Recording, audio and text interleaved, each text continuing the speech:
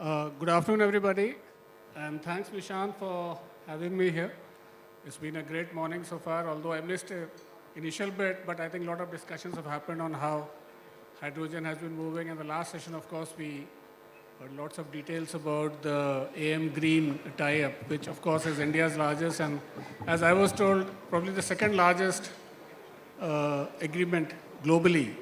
So that's a big win for people in the room, obviously for AM Green and everyone involved, because that actually opens the door for everyone to see that it has started moving.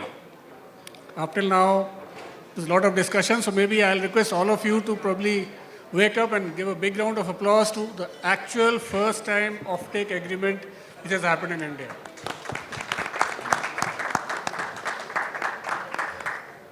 So this panel is more focused about, this probably is one of the few non-shipping panels today, and that's what Nishant also told me, that yours is the one where you'll actually have to discuss more about, you won't have to discuss about shipping, and he rightly said so, because I have no clue about shipping, so I'm still learning the rope. We have a very strong power-packed panel. We have two people who are actually IPPs, one of them, of course, AM Green again, who have moved forward on the hydrogen. And then we have three people who are actually in the manufacturing side, equipment side, so who can also bring that view. I have been part of the IPP side, and I was also focused on manufacture and production of hydrogen. So it's actually good to see that in spite of a lot of challenges, because of the support of the government, or in spite of the support of the government, things have actually started moving. So what I'll do is, I won't take much time. I'll request all of my panelists to give the opening remarks. Broadly, I'd like you to cover how you see the global scenario. Although part of it was covered earlier. How do you see the Indian scenario? And in spite of the fact that Mr. Abhay Bhakra said that yes, he's very hopeful that we'll be meeting the 5 MMTPA target before 2030, where do you think you stand? And of course, you can definitely talk about how you see your industry taking this as a big opportunity and how things panning out for you. So I'd like to start with you, Aditya ji. Sure. Good afternoon, everybody. Thank you, Mr. Mohit. Now, the net zero transition in the globe has started. Though it's moving slowly, the GS2 sector continues to grow despite project cancellations and barriers.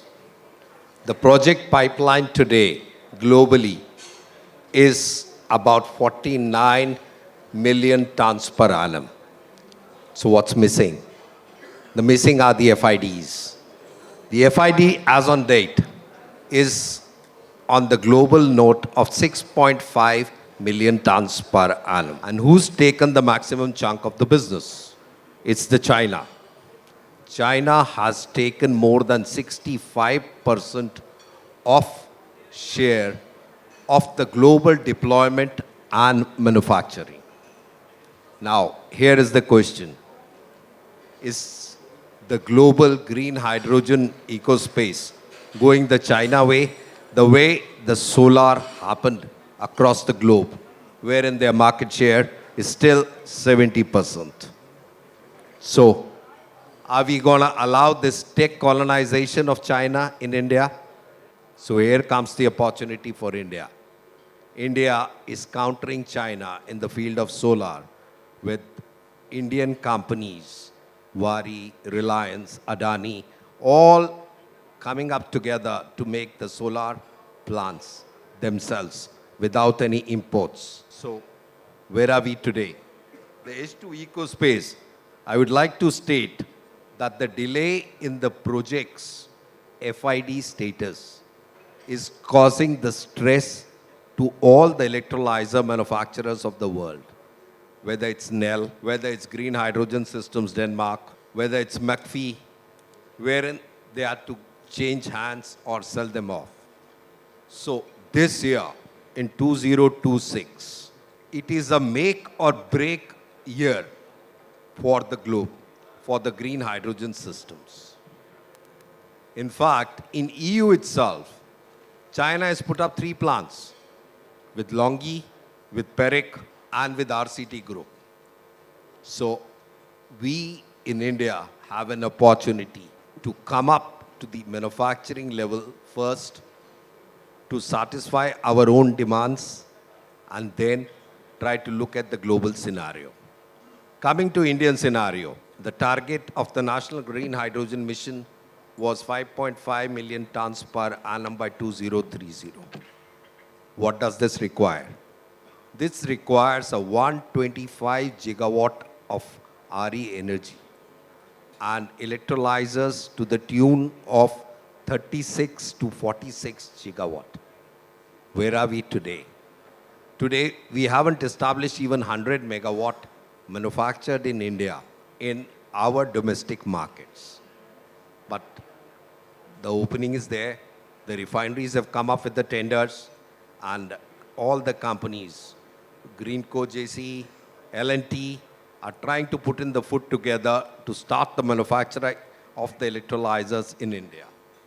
Now, coming about what we do at yonder H2 at Ador, energization of electrolyzers. And to sustain ourselves, I'm happy to state that we have supplied over 60 megawatt of the power conversion systems globally, apart from the Indian pilot projects. So that's the status. Thank you, Mohit. Thank you, Aditya, and may now request Shatanshu. Hi, good afternoon, everyone. My name is Shatanshu. With respect to the outlook on the green hydrogen industry in India and globally, I mean, we as a developer, obviously, we remain confident. I think where the industry is, it's perhaps no different from how any new industry evolves, right? From a stage of euphoria, there is a bit of rationalization coming in, and then hopefully there is a growth, a long-term sustained growth. The green hydrogen has gone through its period of euphoria. I think some bit of moderation has now set in, given how the regulatory environment has evolved in major markets like Europe, shipping, India. But we still remain confident of hydrogen being a key vector for decarbonization in industries. We are involved in multiple conversations in various parts of the world, and the demand keeps coming back. So the conversations are getting difficult. The price is being discussed, negotiated very hard. The commercial terms are being negotiated very hard. But has the market completely evaporated? Have the buyers completely left the table? The clear answer is no. There are multiple conversations happening, and I'm sure there are more happening with other developers in India and globally. So market is there. It is more difficult. It requires a more pragmatic approach in terms of how you structure the project. PowerPoint projects wouldn't work. I think it has to be more grounded. Buyers are asking for greater maturity in projects. They're asking for proof of it actually getting delivered. Those are some of the things which we need to build as we go out and scout for contracts or building projects, building offtake. Specific to India, India's, and I think this we have now tested, and many of my colleagues have, India is actually extremely well placed to supply ammonia globally. We have got multiple advantages in terms of renewable energy resources, in terms of transmission infrastructure, in terms of the engineering ecosystem, the entrepreneurial mindset. So all put together, India, I'm 100% sure, will be among cheapest green ammonia, green hydrogen developer, and we will be one of the main exporters globally for varying end use. I think limited to India, we need to push for domestic markets more. I think green hydrogen tenders were a good start, but we now need to see second round of those auctions to continue building on the momentum. Thank you. I think Shatanshu raised a good point about India being probably one of the cheapest, and this is actually borne out. I'm sure a lot of people already know. The recent auctions, I think Mr. Vaidya talked about $4.6. That is history now. I mean, if you look at the recent green ammonia tenders, and Prashant is also sitting here. So, I mean, if you do a back calculation, we are looking at a hydrogen price of around $3.2 to a kilogram. And I understand there's a new tender going on for Numaligarh, where also there is hope that actually will crack the $3 barrier. And if you compare this, for example, with EU, so there the hydrogen price people are actually talking about is in the range of $7 to $8 to a kilogram. So there is a huge opportunity, and thanks Shatanshu for bringing that up. Sudhir, please. Thanks, sir, and thanks, GHIS, for calling me here. So, sir, I will like to give some context to this. Typically, the target of 5.5 million tons of hydrogen by 2030?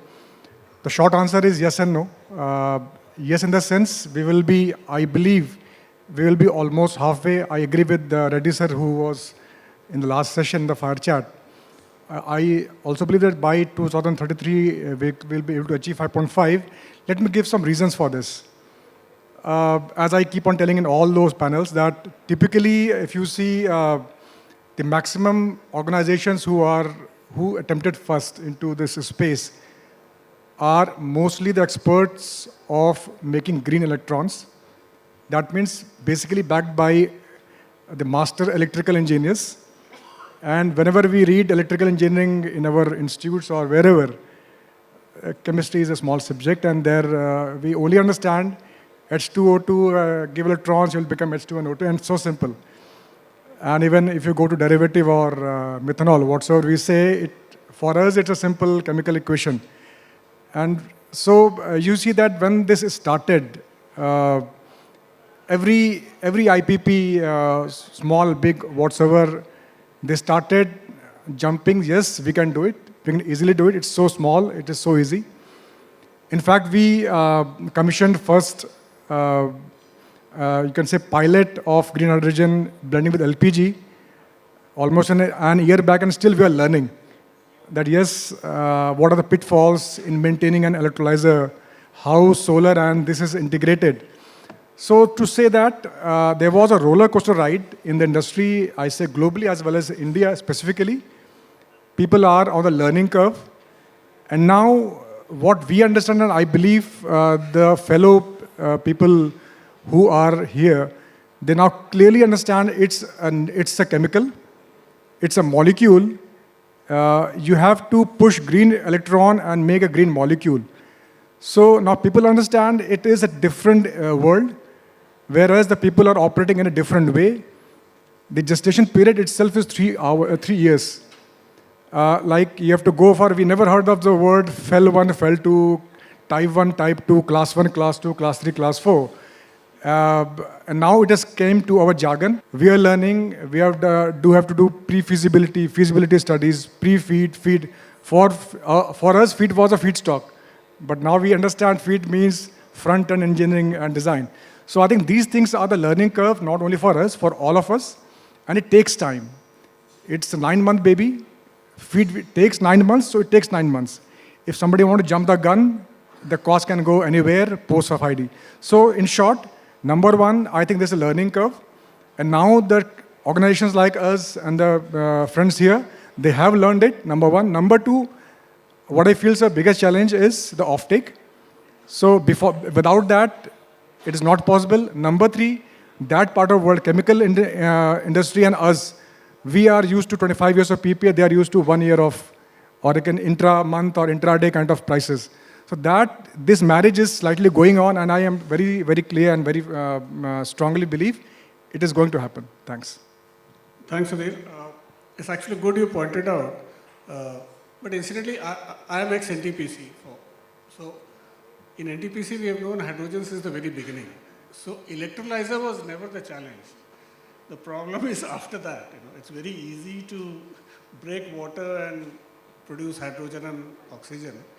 And which is where I think people like Savir come in, who have been handling hydrogen for, I don't know, ages, you said? I'm like, this is cryogenic containers they've been making. So Savir, I'd like to bring you in and for your opinion. Yeah, so we've been working with the energy platform of LNG since it came in.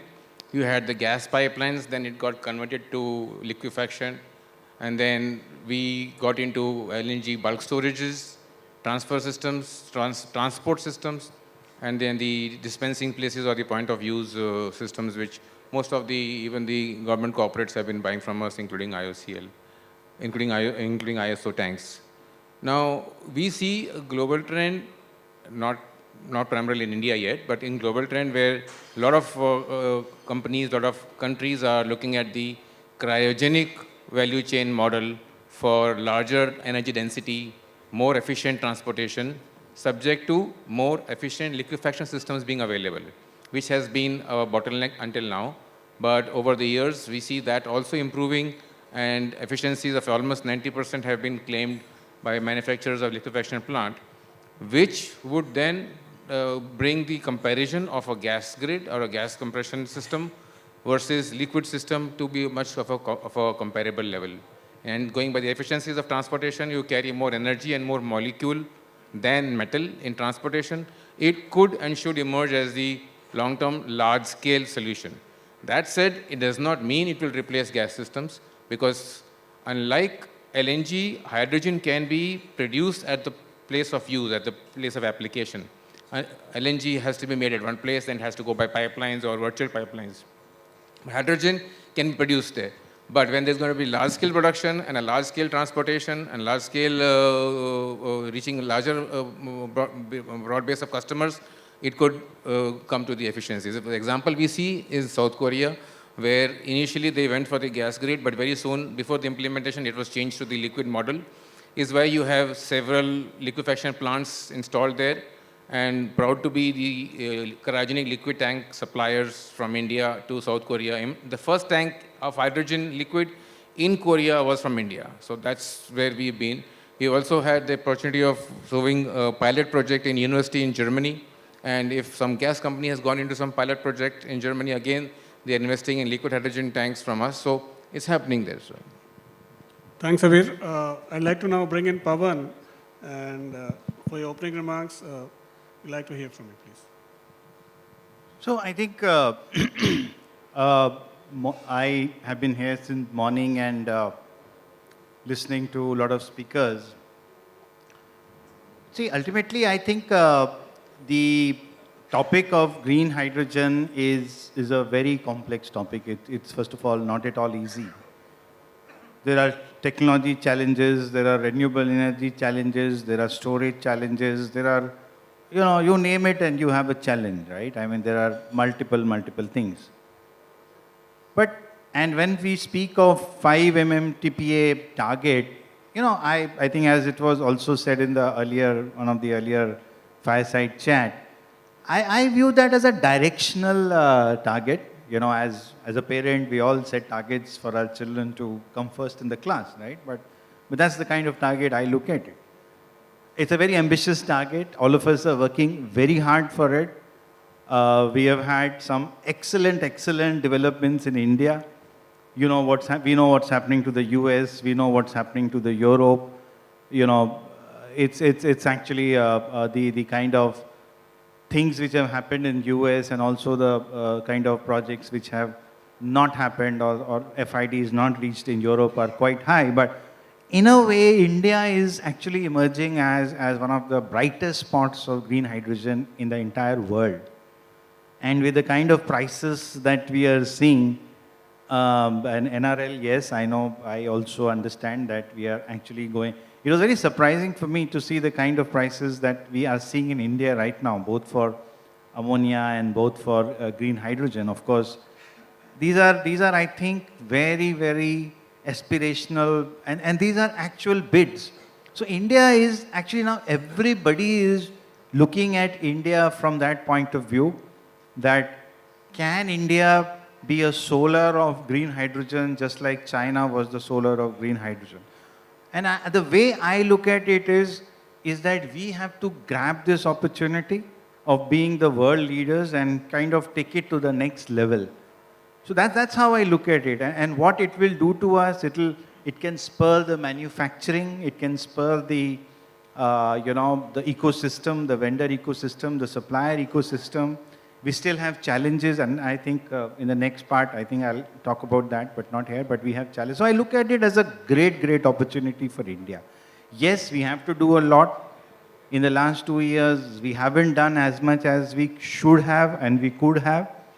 Still, there are some problems in the SECI green ammonia projects, which are still being sorted out. But problems are a part of the whole equation, right? I mean, as I said, green hydrogen is a complex, very complex topic, very complex topic.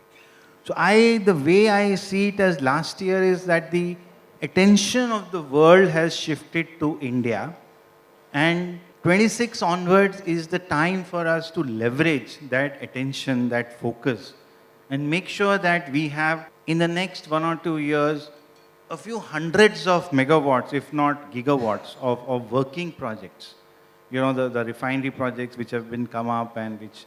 So I think if we have at least close to a gigawatt level of projects set up in India in next 1.5 to, I think that will be phenomenal for us to accelerate to that journey of 5 MMTPA. Whether we reach there or not is not the question for me. I think whether we are accelerating towards that, whether that happens in 31, 32, 33 is not the point. And I think we are going in that direction. Thank you. Thanks, Pawan.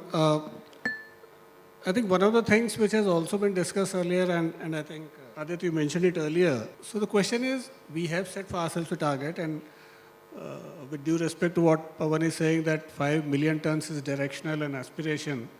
But the key question still remains. So will this again be built on the back of Chinese imports, like the RE industry developed so far, or people like you who are in the room and all the other equipment manufacturers who are looking at building an Indian manufacturing base, which is also what the government wants as Atmanirbhar Bharat strategy. So where are we with respect to actually delivering on, whether it's 5 or 4, it doesn't really matter. Where are we? Can people today go out and say, I can use domestic equipment and that will be priced competitively? Aditya? Thanks. In India, currently the electrolyzer stacks are in the development stage. Today, we can't say that we can pick up a 5 megawatt stack from India. It cannot be from India. But yes, India is in a very bright spot, as mentioned earlier, to cater to the world. Maybe the Europeans' best technology with the made in India and the prices equivalent to China. So the globe and the world will look at us. L&T is the example. JC Greenco is the example of setting up the plants.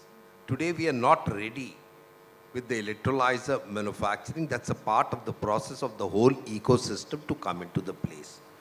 What I represent or what we represent in India, the 20% of the component of the electrolyzer is the power conversion system, which is 45% of the BOP. And we have done power systems for our own Indian rockets which have gone into the space. So that is not a big deal for us. We can do technologically a product as per the requirement, which can be a thyristor, IGBT, or an SiC-based power system, giving the efficiency levels as high as 97% to get the LCOH cost of the GH2 down, because efficiency of the system will determine the cost, as 70% of the energy cost is the cost of hydrogen. So India is in a very bright spot, and for power electronics, we are completely ready to serve. In fact, we had put up a capacity for 500 megawatt per annum. But right now we are operating at 10%, and that too with the help of the exports. Thank you, sir. Thanks, Aditya. And it's actually good to hear you mention about the space program, because I think everyone knows that we actually build the rockets at a fraction of the cost of what the Americans and the Europeans do. So I'm assuming that your cost will be very, very competitive. If you can supply to ISRO that cheap, I'm sure the green hydrogen industry will be happy to get your costs, which are very, very good. And Savir, so you said like you are in that business, and we were talking earlier just before the panel with hydrogen transportation. And I think you mentioned in your remarks that probably domestically a lot of people will actually look at producing hydrogen close to the consumption. But do you think transporting liquid hydrogen, because the current thinking is that probably even if we have to export, for example, then we need to convert it into ammonia, and then because ammonia has a much simpler, acceptable ecosystem, so we can do that. So do you think you can compete in terms of overall cost of transportation of hydrogen to, say, Europe or Japan or whatever? Cross-country movement of liquid hydrogen would involve very specialized mega cryogenic So liquid I'm hydrogen actually vessels. asking about exports more because Exports. So it would involve mega tanks on the ships to carry them as a cargo, or as bunkering. We know we have done that for LNG, and we have built tanks as large as 0.8 million liters, and 3 of them fit in a ship, and they are acting as cargo or they are acting as bunkering vessels. We have had expression of interest coming from shipping companies on similar options for hydrogen. I'm not saying they're going for it, but the evaluation is going on. And yesterday's news was shared on one of the groups where a 40,000 meter cube vessel is being built by Kawasaki for liquid hydrogen. So it's happening, and somebody is seeing sense in it, somebody has done the evaluation, somebody has done the check. Where it is justified, where it not, in my area, but it should and it would someday or somewhere. Thank you. Pawan, you did talk about the challenges. So I'll get back to you on that. So what are the challenges and what is it you want from the government? If I have to ask you maybe two things. Of course, Deepak and Dr. Bakre have left, but I'm sure Nishant can take notes. What is it you expect from the government to get things moving much faster? So I think let me speak a bit more on the manufacturing side rather than on the overall. Obviously, on the overall project side, developer side, many things are there which we can definitely talk about. You see, we actually did a very recent study of why the Chinese ecosystem in green hydrogen is getting so successful. And it was actually, we found that it was based on 4 or 5 foundations. I mean, we did a 3-month study actually. And we found that it was built on about 4 or 5 pillars. The first one was policy. The second was the government spurring both the demand side and the supply side, not just the supply side. The third was the fact that there are a large ecosystem of vendors, of suppliers in China who are already existing, and there's cost and cost structure is very favorable. And the fact that China was giving a huge impetus on some of the capex and even the opex costs. So, you know, when you have to raise a child, I think initially you have to support it quite a bit, get it to a place where it starts running of its own. So I think we have a situation like that. So somewhere I feel that the kind of support in terms of capex and opex is there, but it needs to be better. It needs to be more structured. You know, there are cases where we don't get that much kind of a support. So I think that needs to be deeper, that needs to be stronger. For example, one very simple thing I'll tell you, which the support we were looking at is for India to, for example, build a common testing facility for electrolyzers.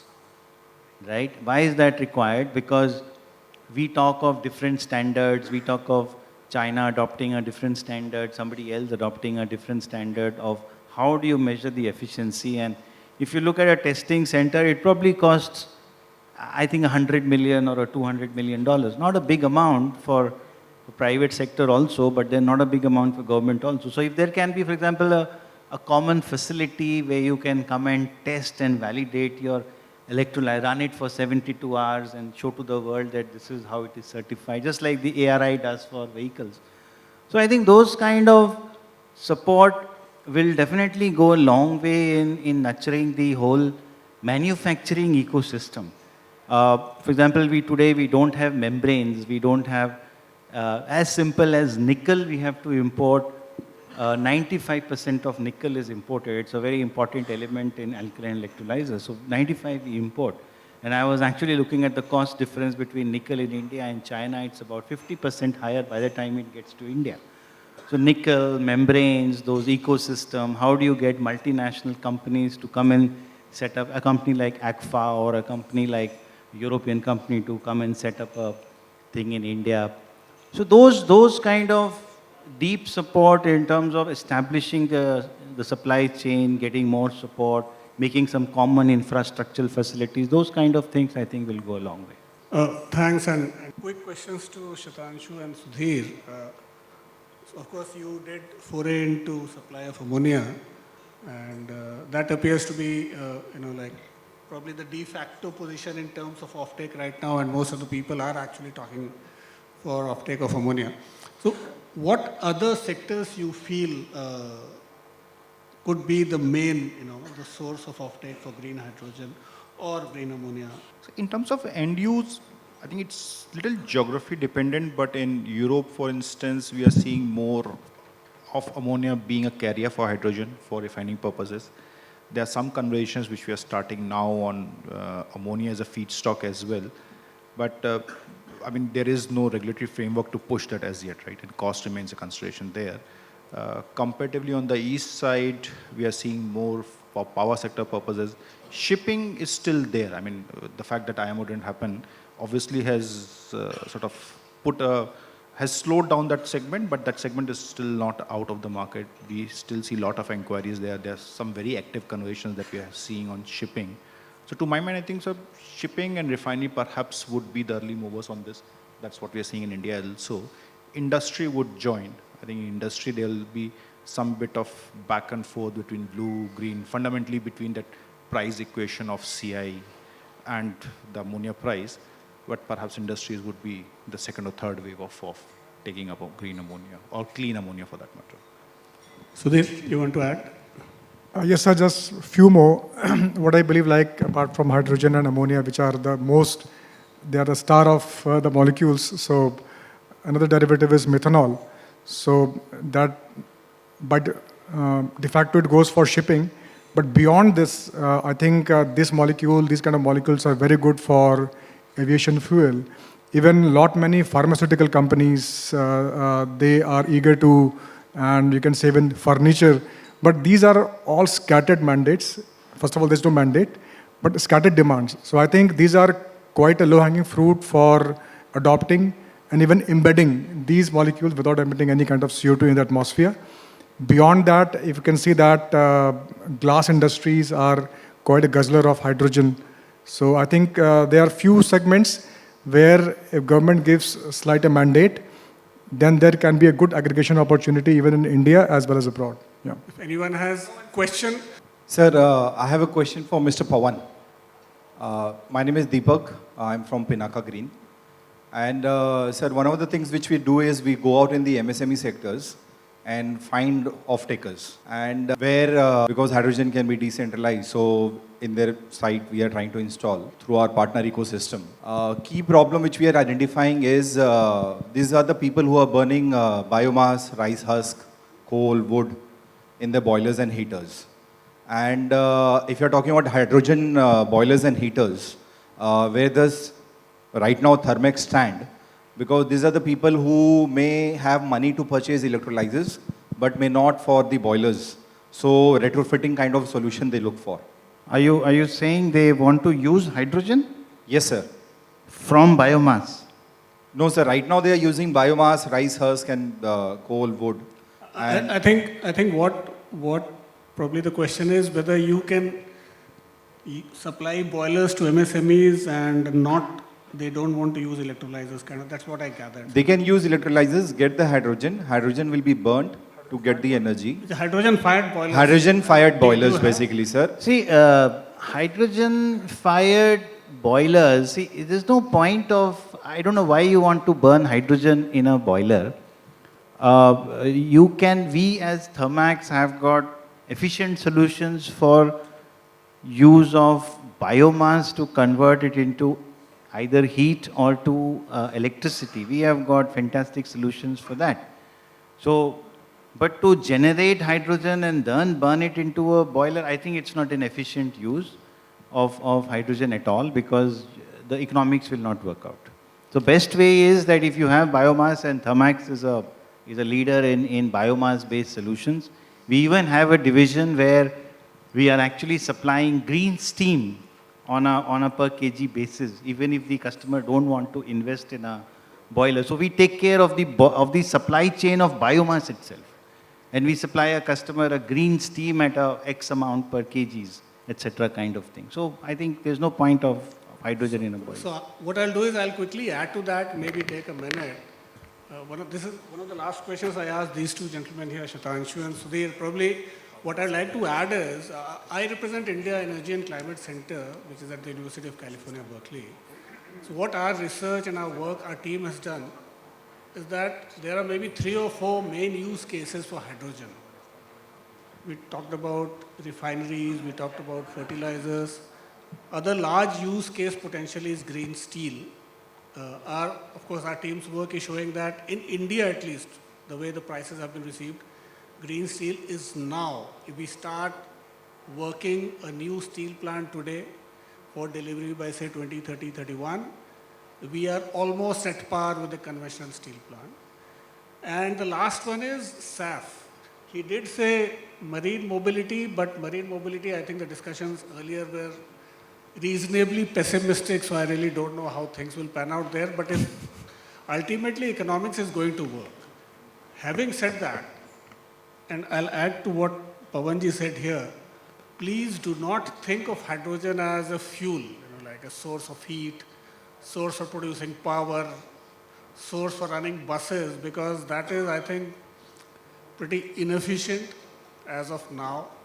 And those are more vanity projects, because at NTPC we did that. So, Thanks for that. Thanks for clarifying that. so we ran buses, that's a vanity project, government wanted us. We are mixing, blending green hydrogen with natural gas. So all these things can be done, but it doesn't make sense commercially. So if you want to use hydrogen, I don't know why, I think you said correctly, if you have hydrogen, you don't have to take hydrogen into a boiler to use it for heat. Thank you. Deepak, thanks very much for your question. Mr. Mohit, thanks very much for moderating this session. And I was hesitant when I made the request, but I'm glad you took it like a champion. And this was a fantastic panel, a lot of lessons and perspectives. But I think it was where you finished off was a good note to finish that off. We need to look at using and replacing hydrogen where it's already being used. With that, a round of applause for my panel. And